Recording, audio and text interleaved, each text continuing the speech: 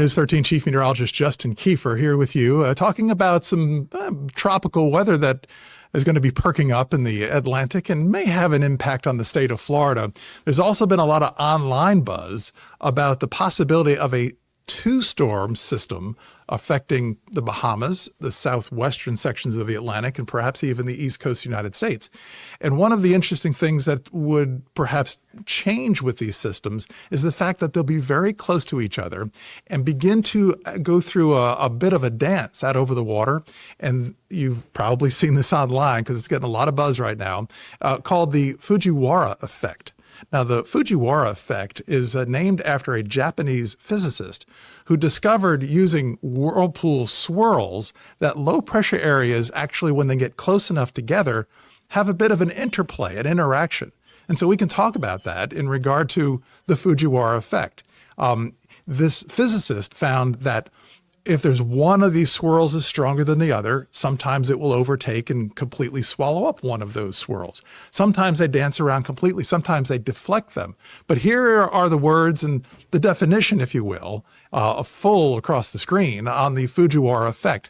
It occurs when two nearby cyclonic vortices, so a tropical storm or a hurricane, move close enough together. So that's about 900 miles. Doesn't sound very close, but sometimes these storms are that wide. So that's a pretty reasonably close proximity of two tropical systems. Then their circulation begin to interact. As a result, they start to rotate around a common center of mass.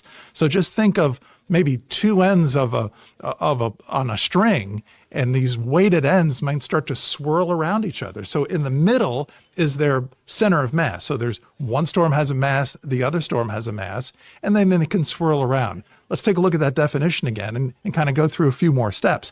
And depending on the relative size, the strength, and distance, this interaction can cause them to orbit each other or deflect their path or even merge into a single larger system.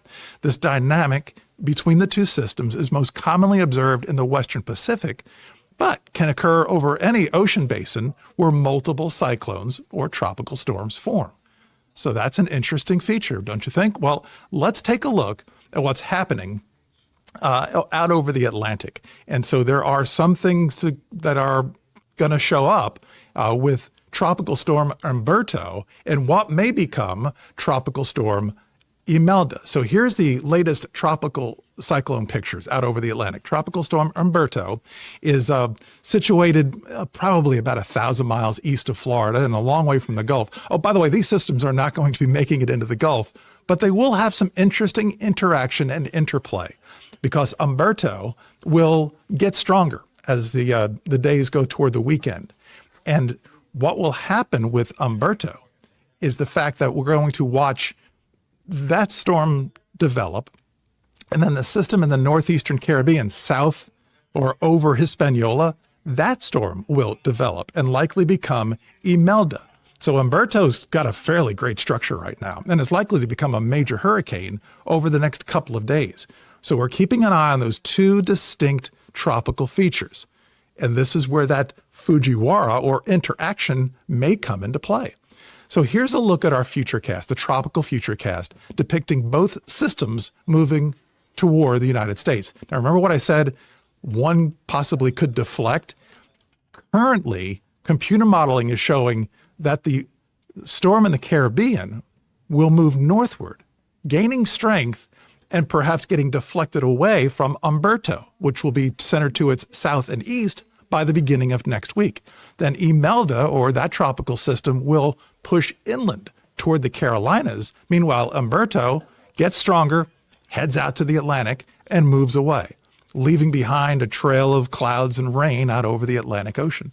So that right now is what is going to happen, at least in our computer modeling, our futurecast. So what we're going to be watching is for that interplay, that interaction between Umberto and what will likely become Imelda.